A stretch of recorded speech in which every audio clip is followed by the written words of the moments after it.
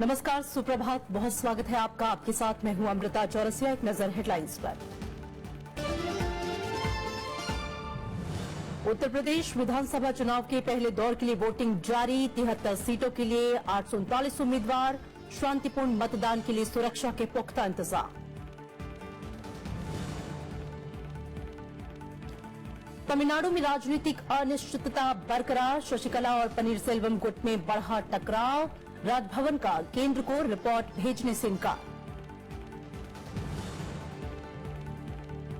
उपराष्ट्रपति मोहम्मद हामिद अंसारी ने आर्थिक विषमता दूर करने पर दिया जोर। असमानता को विकास में बताया बाधक। बंगलुरु में द हिंदू समूह के कार्यक्रम में हुए शामिल।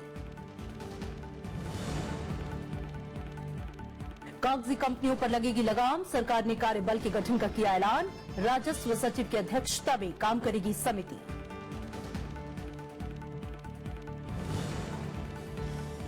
और हैदराबाद टेस्ट में बांग्लादेश के खिलाफ भारत की पकड़ मजबूत। 687 रन पर पहली पारी घोषित। तीसरे दिन एक विकेट पर 41 रन से आगे खेलेगा बांग्लादेश।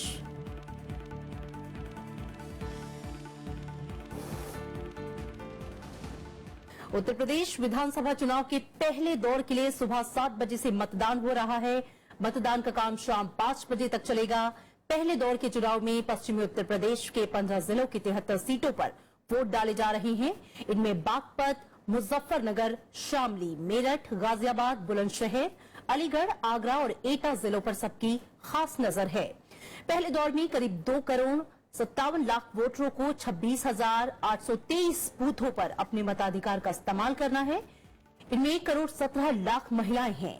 इस दौर में करीब 24 लाख वोटर 18 से 19 साल की उम्र के हैं। शांतिपूर्ण मतदान के लिए चुनाव आयोग ने सुरक्षा के पुख्ता इंतजाम किए हैं और संवेदनशील क्षेत्रों में अतिरिक्त सुरक्षा बलों को तैनात किया गया है।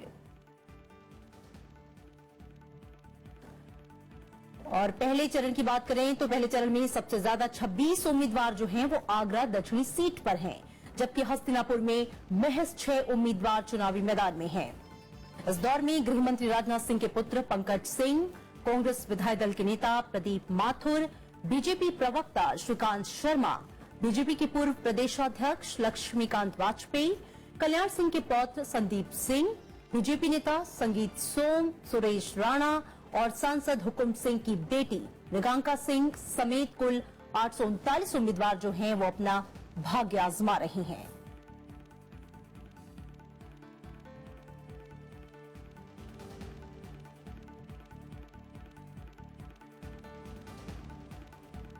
और मतदान शुरू हो चुका है। हमारे संवाददाता मौजूद हैं हमसे बातचीत करने के लिए, पल पल का अपडेट पहुंचाने के लिए। बागपत से अखिलेश सुमन हैं और नोएडा से प्रणव हैं। सबसे पहले अखिलेश जी का रुख करेंगे। अखिलेश, चूंकि बहुत ही महत्वपूर्ण कहा जा रहा है इस पहले चरण को, जो आने वाले बाकी के जो 6 चरण हैं उसमें वोटिंग पैटर्न को प्रभावित करने वाला है। पश्चिमी उत्तर प्रदेश का ये पूरा क्षेत्र जहां पर 73 सीटों पर वोटिंग हो रही है, किन किन मुद्दों के लिए अहम है और आज मतदाता किन किन मुद्दों को जहन में रखकर जा रहे हैं वोटिंग के लिए? देखिए अमृता, यह जो इलाका है उत्तर प्रदेश का, यह इलाका बेसिकली जो कहते हैं कि ये जाट बहुल इलाका है, लेकिन जाट के अलावा यहाँ माइनॉरिटी भी अच्छी खासी संख्या में है। और मैं यहाँ जिस जगह पे हूँ बागपत में, ऐसे तो ये चौधरी चरण सिंह की जन्मस्थली रही है बागपत का छपरौली जो इलाका है, लेकिन यहाँ मुस्लिम अल्पसंख्यक भी काफी बड़ी संख्या में है। और मेरे पीछे जो आप कतार देख सकते हैं, कतार में सुबह से ही लोग लगे हुए हैं और काफी उत्साह के साथ लोग अपना मतदान कर रहे हैं। यहाँ एक बात जो यह लोगों के जेहन में है कि जो सांप्रदायिक सौहार्द पिछले दिनों बिगड़ा था इसी पूरे इलाके में, आपको याद होगा मुजफ्फरनगर का जो कांड हुआ था, उसने इस पूरे इलाके को प्रभावित किया है। उससे मुस्लिम भी प्रभावित है और उससे जाट भी प्रभावित है। और एक जो असर पड़ा है, बीजेपी ने जो डिमोनेटाइजेशन किया उसका भी असर है। बीजेपी के विकास के जो नारे हैं उससे भी कुछ लोग प्रभावित और अप्रभावित हो रहे हैं। लेकिन इसके अलावा जो तीसरा है कि एक गठबंधन समाजवादी पार्टी और कांग्रेस कांग्रेस का है, जिसका मुख्य नारा है कि बीजेपी को नहीं आने देना है, सांप्रदायिकता को यहाँ उत्तर प्रदेश में जड़ नहीं जमाने देना है। ये 3 नारे हैं मुख्य तौर पे। लेकिन एक रोचक स्थिति यह भी है, यहाँ अगर बागपत की देखें तो आपको यहाँ इस जिले में 3 सीटें हैं, जिसमें कि 2 सीटें बीएसपी के पास है अभी, और 1 सीट आरएलडी के पास है। यहाँ समाजवादी पार्टी नहीं है, यहाँ बीजेपी नहीं है, यहाँ कांग्रेस नहीं है। तो एक तरीके से कहे कि यह जो चुनाव का यह जो दौर है, यह अपने आप में एक तरह से संपूर्णता लिए हुए दौर है, और इसके बाद का जो दौर होगा वह उसमें दूसरे तरीके के समीकरण लगेंगे। तो उत्तर प्रदेश में यह नहीं कह सकते कि एक ही तरह का समीकरण है, कई तरह के समीकरण काम कर रहे हैं, जिसमें कई समीकरण है जो इन चुनावों में काम कर रहे हैं, दूसरे दौर में अन्य तरह के। बिल्कुल, शुक्रिया। और रुक करेंगे नोएडा का, जहां से प्रणव हमारे साथ जुड़े हुए हैं। प्रणव, नोएडा की बात करें तो पश्चिमी उत्तर प्रदेश को सबसे विकसित जिलों में शुमार किया जाता है, दिल्ली से सटा हुआ इलाका है। लेकिन अगर मुद्दों की बात करें तो आपके पीछे कतारें मुझे दिख रही हैं, आपने लोगों से बात की हुई होगी। विकास मुद्दा है या फिर कोई और मुद्दे हैं, लॉ एंड ऑर्डर उस पर हावी है, या यहां पर भी जातीय और धार्मिक समीकरण हैं जो मतदाताओं को प्रभावित कर रहे हैं?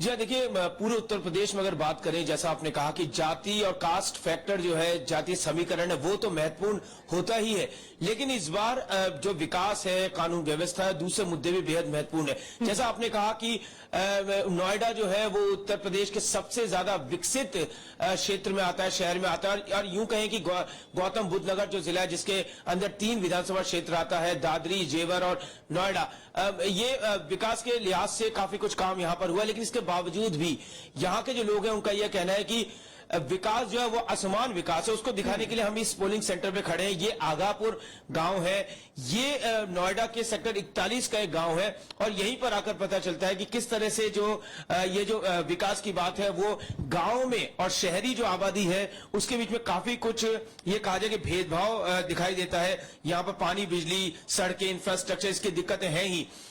इस वक्त हमारे साथ कुछ वोटर्स भी हैं, उनसे बात करते हैं।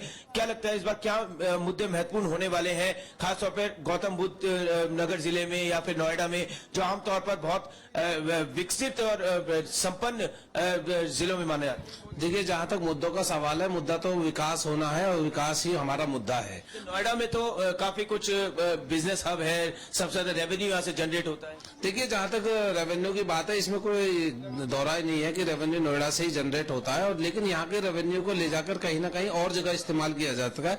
जहां तक गाँव की स्थिति है, गाँव की स्थिति आज भी वही है, बदहाल है, उनकी तरफ विकास की कोई ध्यान नहीं दिया जा रहा है। जैसा मैंने कहा कि वोटर्स के कहने हैं कि गांव और शहरों के बीच असमान विकास है। जहां तक राजनीतिक जो समीकरण है उसका सवाल है, पंकज सिंह यहाँ पर है, सुनील चौधरी जो कि एसपी के कैंडिडेट है, उनसे उनका मुकाबला, साथ ही बीएसपी के जो रविकांत मिश्रा है उनका, तो त्रिकोणीय मुकाबला है पूरे उत्तर प्रदेश की तरह भी यहाँ भी। और आरएलडी जो है वो भी मजबूती के साथ इन खासतौर पर पश्चिमी उत्तर प्रदेश और खासतौर पर गौतम बुद्ध नगर जिलों की 3 सीटों पर अपनी उपस्थिति दर्ज करा रहा है। तो बेहद दिलचस्प है ये पूरे समीकरण। शुक्रिया।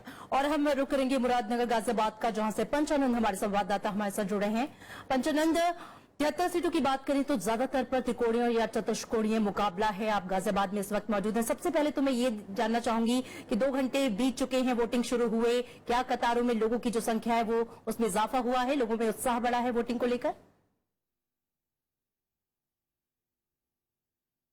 पंचानंद से बात करेंगे। आपको बता दें कि फिलहाल जो है वोटिंग चल रही है, 2 घंटे बीत चुके हैं, और कतारों में लोगों की संख्या जो है वो धीरे धीरे बढ़ रही है, लोगों में उत्साह है। और हमारे संवाददाताओं ने जब लोगों से बात की तो कहीं ना कहीं विकास जो है वो एक अहम मुद्दा है। ये बात और है कि चुनाव में जातीय और जो धार्मिक समीकरण है वो बिल्कुल उससे अछूता नहीं रह सकता है वोटिंग पैटर्न। लेकिन लोग ये जरूर कह रहे हैं कि विकास, लॉ एंड ऑर्डर, बुनियादी सुविधाएं जो हैं वो अहम मुद्दे हैं जिनको उन्होंने अपने जहन में रखा है, और कहीं ना कहीं उम्मीदवार की छवि भी उनके मस्तिष्क में है कि किस तरीके के उम्मीदवार को चुनना है। गाजियाबाद का रुख करेंगे। पंचानंद हमारे साथ मौजूद है। पंचानंद, त्रिकोणीय चतुष्कोणीय मुकाबला है कई सीटों पर, इस बार 73 सीटों में। गाजियाबाद की बात करें, फिलहाल वहां पर लोगों में कितना उत्साह दिख रहा है? संख्या में बढ़ोतरी हुई है जो लोग आ रहे हैं वोटिंग के लिए उनकी?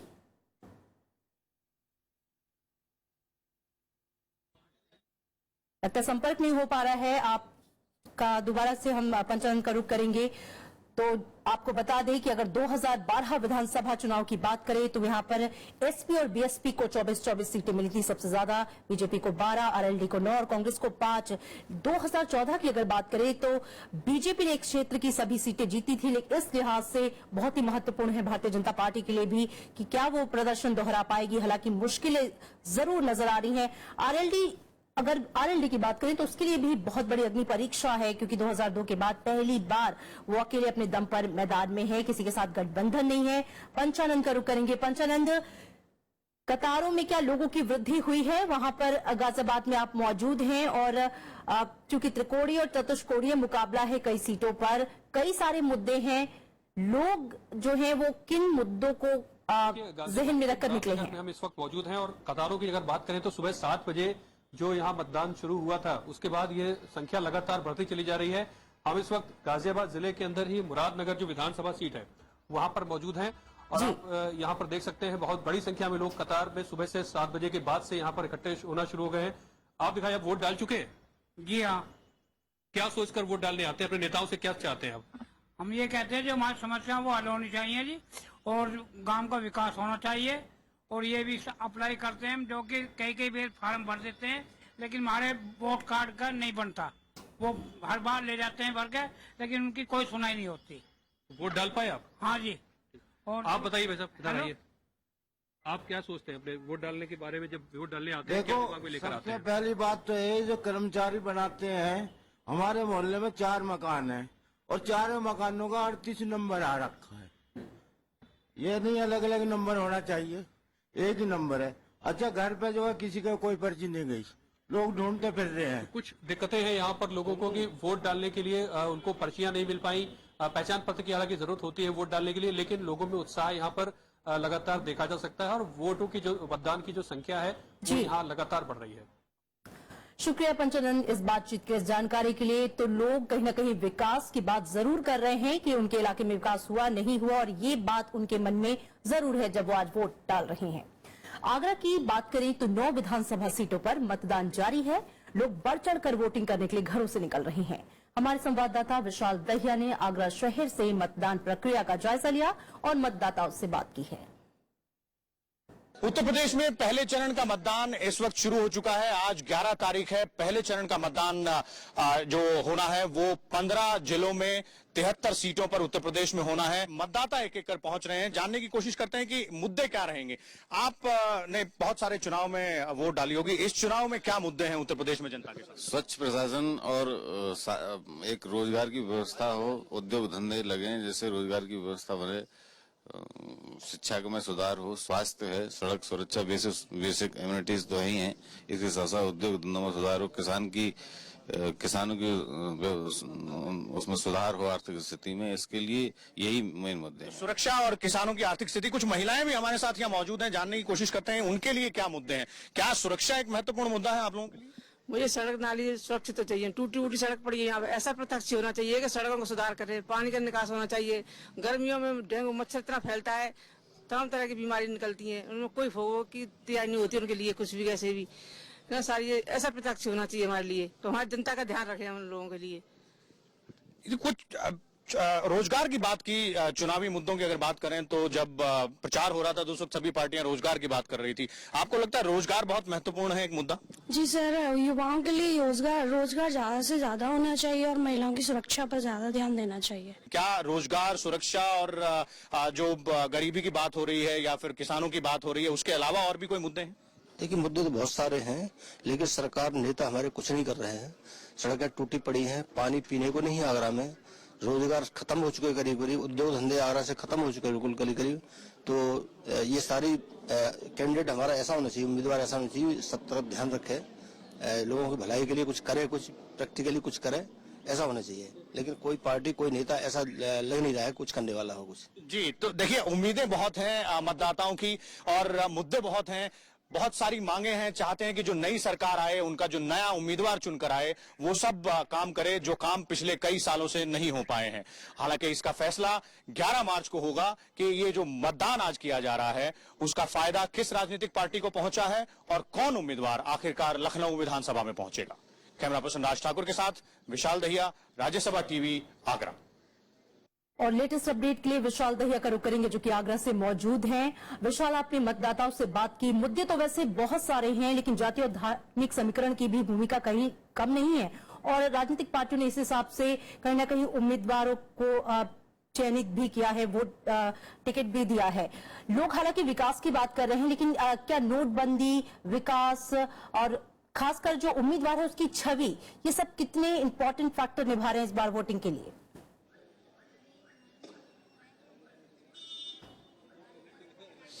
जी बिल्कुल, देखिए राजनीतिक पार्टियों ने जो समीकरण लगाए हैं, उन समीकरणों के आधार पर उन्होंने टिकट जरूर बांटी है। उसमें चाहे जातीय समीकरण रहे हों या फिर क्षेत्रीय समीकरण रहे हों, लेकिन आज का जो दिन है वो मतदाताओं का दिन है और मतदाता जो बाहर निकल कर आ रहे हैं वो जो मुद्दे हैं, जो स्थानीय मुद्दे हैं, उनकी बात कर रहे हैं। तो निश्चित रूप से मतदाता जरूर इस बात पर ध्यान भी देंगे कि कौन उम्मीदवार खड़ा है, किस उम्मीदवार की छवि साफ है। राजनीतिक पार्टी के अलावा उम्मीदवार की जो जिसे कहा जाए पर्सनल जो टच है उम्मीदवारों का, उस पर भी जरूर मतदाताओं की नजर रहेगी। लेकिन इन सबसे ज्यादा महत्वपूर्ण यहां जो मतदाताओं के लिए महत्वपूर्ण जो नजर आता है, जो दिखाई देता है, वो है स्थानीय मुद्दे। चाहे वो विकास का मुद्दा हो, टूटी सड़कों से जुड़ी हुई उनकी शिकायतें हो, या फिर और जो स्थानीय सुविधाएं जो हैं, इंफ्रास्ट्रक्चर से जुड़े हुए जो मुद्दे हो, उन सबको लेकर मतदाता जरूर जागरूक है और चाहता है कि जो नया उम्मीदवार चुनकर आए इस चुनाव के बाद, जो उम्मीदवार उनको रिप्रेजेंट करे विधानसभा में लखनऊ में, वो ऐसा उम्मीदवार हो जो उनकी आवाज उठा सके, वहां पर उनके इलाके में जो काम नहीं हुए हैं उन कामों को पूरा करवा सके। हालांकि कितने प्रतिशत मतदाता जो है इस लाइन पर या इस उम्मीद पर वोट डालेंगे वो अभी कहना मुश्किल है, लेकिन काफी बड़ी संख्या में मतदाता निकलकर बाहर आ रहे हैं। सुबह 7 बजे से यहां लंबी लाइनें देखी जा रही थी। अभी थोड़ा सा उसमें कहा जाए कि थोड़ा सा लल जरूर आया, यानी कि कुछ लोग शायद चाय नाश्ते के बाद निकलकर बाहर आए, लेकिन पहले 2 घंटे का मतदान हो चुका है। आधिकारिक आंकड़े आने अभी बाकी हैं कि पहले 2 घंटे में कितना मतदान हुआ। हालांकि कुछ जगहों से, खासतौर पे आगरा जनपद में कुछ जगहों से ऐसी खबर जरूर आई है कि 1 या 2 पोलिंग बूथ ऐसे जरूर हैं जहां पर ईवीएम में भी खराबी बताएगी, लेकिन प्रशासन वहां ईवीएम बदलने की तैयारी कर रहा है। और आधिकारिक आंकड़े अब से थोड़ी देर बाद आ जाएंगे कि पहले 2 घंटे में मतदान का प्रतिशत क्या रहा है, और अभी लगभग 7 घंटे का समय और बाकी है मतदान के लिए। तो बिल्कुल विशाल, और ये उम्मीद करते हैं जो भी प्रतिशत रहा कि जैसे जैसे दिन चढ़ेगा वैसे वैसे जो कतार है वो और लंबी होगी। लोग चूंकि उत्साहित हैं और अपने मताधिकार का इस्तेमाल जरूर करेंगे, और मुद्दा जो है वो स्थानीय ही है, विकास ही है, जैसा कि विशाल बता रहे थे, उन्होंने बात भी की। उत्तर प्रदेश में 15 फरवरी को होने वाले दूसरे चरण के चुनाव के लिए प्रचार में जोर पकड़ लिया है। प्रधानमंत्री नरेंद्र मोदी आज उत्तर प्रदेश और उत्तराखंड में रैली करेंगे। प्रधानमंत्री उत्तराखंड के रुद्रपुर में जनसभा को संबोधित करेंगे, वहीं उत्तर प्रदेश के बदायूं में भी रैली को संबोधित करेंगे। उत्तराखंड में भी 15 फरवरी को मतदान होगा। प्रधानमंत्री नरेंद्र मोदी ने कल 4 रैलियों को संबोधित किया था। समाजवादी पार्टी के संरक्षक मुलायम सिंह यादव आज इटावा के जसवंत नगर में चुनावी रैली करेंगे। मुलायम सिंह अपने भाई शिवपाल यादव के लिए प्रचार करेंगे। पार्टी के संरक्षक मुलायम सिंह की इस विधानसभा चुनाव में ये पहली रैली होगी। वहीं मुख्यमंत्री अखिलेश यादव भी आज कई जनसभाओं को संबोधित करेंगे। अखिलेश मुरादाबाद में 3, रामपुर में 3 और बरेली में रैली करेंगे।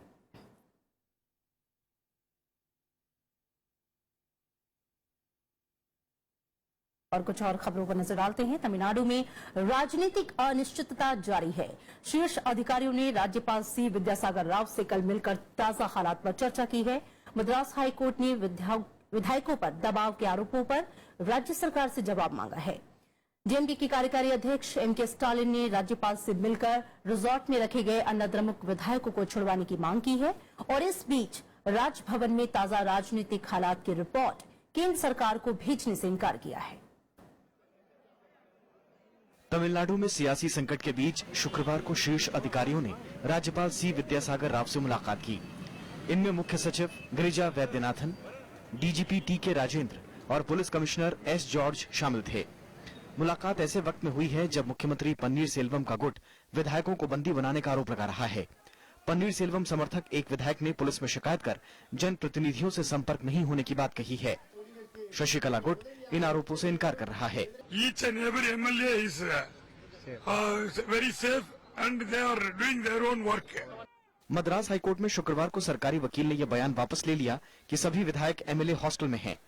कोर्ट ने कहा कि कुछ विधायकों को बंदी बनाकर रखने की बात अगर सही है तो यह गंभीर मामला है।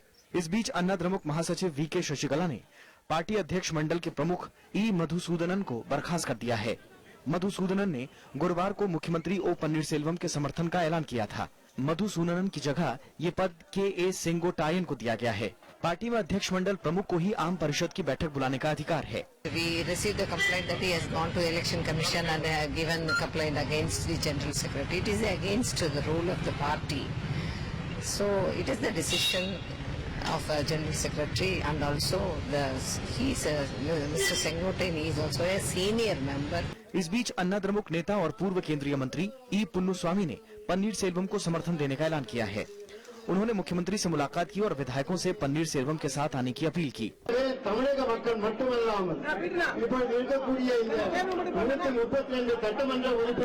उधर सुप्रीम कोर्ट ने शशिकला के खिलाफ एक याचिका पर तुरंत सुनवाई से इनकार कर दिया है।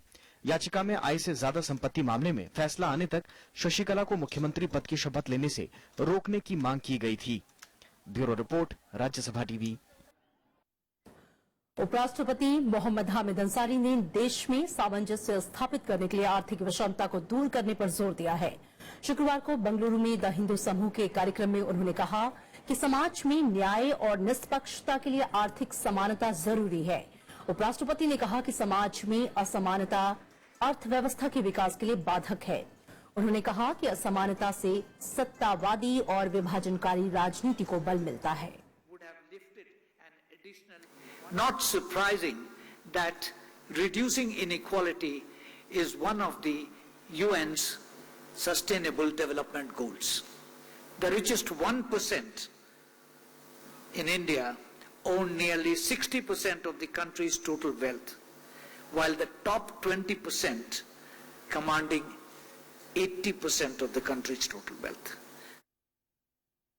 नोटबंदी के मसले पर अब तक केंद्र सरकार का साथ देने वाले बिहार के मुख्यमंत्री नीतीश कुमार ने केंद्र सरकार की मंशा पर सवाल खड़े किए हैं।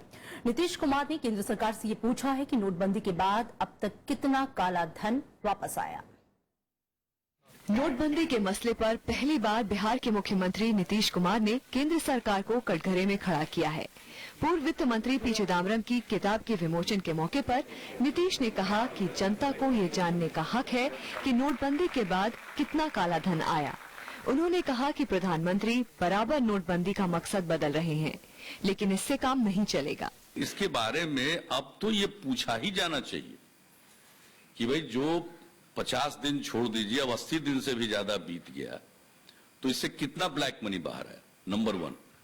नंबर 2, आपका जो जितना भी करेंसी सर्कुलेशन में था, तो टोटल हाई डिनोमिनेशन का आपका 500 रुपए का, 1000 रुपए का कितने नोट सर्कुलेशन में थे, और इतने दिनों के बाद कितने वापस बैंकों में आ गए, और फिर जो फेक करेंसी थी उसका क्या हुआ। बिहार के मुख्यमंत्री नीतीश कुमार ने केंद्र सरकार को घेरने के लिए विपक्ष से एकजुट होने की अपील की। उन्होंने कहा कि कांग्रेस उपाध्यक्ष राहुल गांधी को एजेंडा तय करना होगा। 90% अपने एजेंडा पर चलना चाहिए। आज अपोजिशन यूनिटी करके अपना एजेंडा तय करे और उस पर चले, और उनके काम पर हम थोड़ा रिएक्ट करना जो हमारा फर्ज है करेंगे। आप देखिए कल क्या होता है नतीजा जी। पता चला कि अगर वही एजेंडा सेट करेंगे तो स्वाभाविक रूप से उसका एडवांटेज होता है। एजेंडा सेट वो क्यों करेंगे, एजेंडा सेट राहुल जी क्यों नहीं करें। वहीं सीपीएम महासचिव सीताराम येचुरी ने प्रधानमंत्री नरेंद्र मोदी की भाषा पर सवाल उठाया। उन्होंने कहा कि प्रधानमंत्री अपने भाषण से डराने की कोशिश कर रहे हैं। Issues on which this sort of language and this, and as the Prime Minister, if you have the Janapatri, please for heaven's sake put it out and take action. वहीं पूर्व वित्त मंत्री पी चिदम्बरम की किताब के विमोचन में देशभक्ति का मुद्दा भी उठा, और इस मौके पर सबने एक सुर में कहा कि जनता को किसी से देशभक्ति का सर्टिफिकेट लेने की जरूरत नहीं है। कुंदन कुमार के साथ bureau report, Rajya Sabha TV. Rajya Sabha में बहुमत हासिल होने पर केंद्र सरकार महिला आरक्षण बिल पास कराएगी। कल अमरावती में राष्ट्रीय महिला संसद में केंद्रीय मंत्री वेंकैया नायडू ने यह बात कही। कार्यक्रम में आध्यात्मिक नेता दलाई लामा ने कहा कि दुनिया को और महिला नेताओं की जरूरत है। 3 दिन तक चलने वाले इस राष्ट्रीय महिला संसद कार्यक्रम का आज दूसरा दिन है। आंध्र प्रदेश विधानसभा की ओर से आयोजित राष्ट्रीय महिला संसद कार्यक्रम शुक्रवार को अमरावती में शुरू हो गया। इस मौके पर केंद्रीय मंत्री एम वेंकैया नायडू ने कहा कि सरकार संसद और विधानसभाओं में महिला आरक्षण के पक्ष में है और राज्यसभा में बहुमत होने के बाद विधेयक को पारित किया जाएगा। What is required is political will and administrative skills. That is the requirement of the hour. And once I can assure you, on behalf of my party, if once I get majority in Rajya Sabha, the Women's Reservation Bill will be passed at the earliest. कार्यक्रम की विशिष्ट अतिथि तिब्बत के आध्यात्मिक नेता दलाई लामा ने और ज्यादा महिला नेताओं की जरूरत बताई। उन्होंने कहा कि इससे सुरक्षित दुनिया और मानवीय मूल्यों की रक्षा में मदद मिलेगी। 200 nations of this planet, the majority of the nations leaders eventually taken by female, or world may become more safer, more peaceful. महिला संसद को पुडुचेरी की उपराज्यपाल किरण बेदी, बांग्लादेश संसद की अध्यक्ष शिरीन चौधरी समेत कई जानी मानी हस्तियों ने संबोधित किया। Women empowerment is an essential precondition of inclusive, equitable, participatory and sustainable democracy and development. A robust democracy must create opportunity for inclusion of women in every sector. 3 दिन के कार्यक्रम में महिला सशक्तिकरण की चुनौतियों और पहचान के मुद्दे पर 7 सत्र होंगे। इसका मकसद समाज के सभी वर्गों की महिलाओं को सामाजिक, राजनीतिक और आर्थिक क्षेत्र में प्रोत्साहित करना है। There will be declaration after this. That declaration will be circulated all policy makers, either government of India or state governments or some other private organizations, everybody. Then naturally there will be some takers. सम्मेलन में देश विदेश की महिला सांसद, विधायक, सामाजिक और कॉरपोरेट जगत की 800 महिला लीडर शामिल होंगी। विश्व के सबसे बड़े लोकतंत्र में महिलाओं का संसद में सिर्फ 12% सीटों पर ही कब्जा है।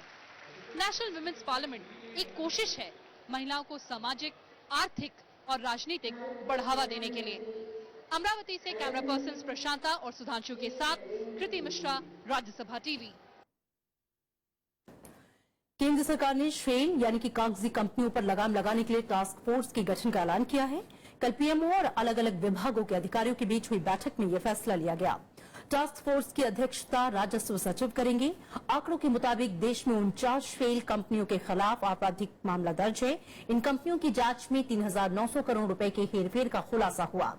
वहीं नोटबंदी के बाद ऐसी कंपनियों में 1,000 करोड़ से ज्यादा की रकम जमा होने की भी बात सामने आई। पीएमओ के मुताबिक भारत में इस वक्त करीब 15 लाख पंजीकृत कंपनियां हैं, जिनमें से सिर्फ 6 लाख कंपनियां ही रिटर्न दाखिल करती हैं।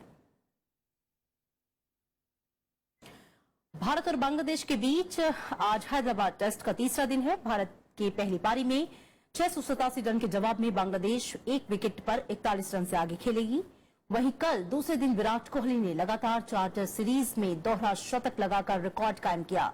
वो 204 रन बनाकर तजीबुल इस्लाम की गेंद पर आउट हुए। कोहली लगातार 4 टेस्ट सीरीज में दोहरा शतक बनाने वाले दुनिया के पहले बल्लेबाज बन गए। कोहली ने घरेलू सीजन में सबसे ज्यादा रन बनाने का वीरेंद्र सहवाग का रिकॉर्ड भी तोड़ दिया। वहीं साहा ने नाबाद 106 रन की पारी खेली। महल, पाकीजा और रजिया सुल्तान जैसी सफल फिल्मों के निर्देशक और निर्माता कमाल अमरोही की आज पुण्यतिथि है। कमाल साहब बेहतरीन गीतकार, पटकथा और संवाद लेखक भी थे। संगीत और कलात्मकता उनकी फिल्मों की जान होती थी। नहीं जिसके पाए अनारकली के जनाजे पर रखे हूं, वो ताज जिसकी कल्की में खुद मेरा ही दिल पैवस्त हो, मुझे मंजूर नहीं।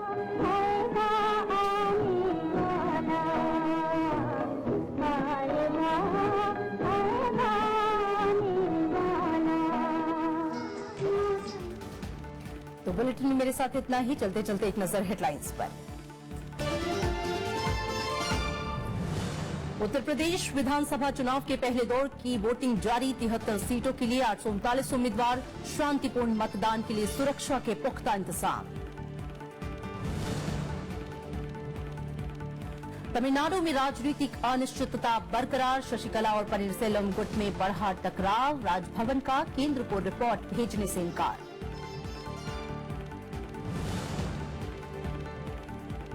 उपराष्ट्रपति मोहम्मद हामिद अंसारी ने आर्थिक विषमता दूर करने पर दिया जोर। असमानता को विकास में बताया बाधक। बंगलुरु में द हिंदू समूह के कार्यक्रम में हुए शामिल।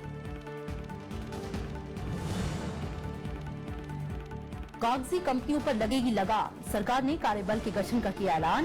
राजस्व सचिव की अध्यक्षता में काम करेगी समिति।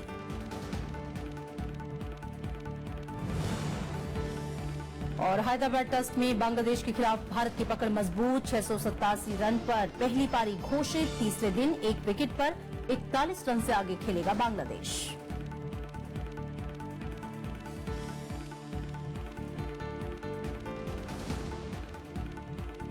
फिलहाल खबरों में इतना ही। आगे देखिए कलम गवाह है।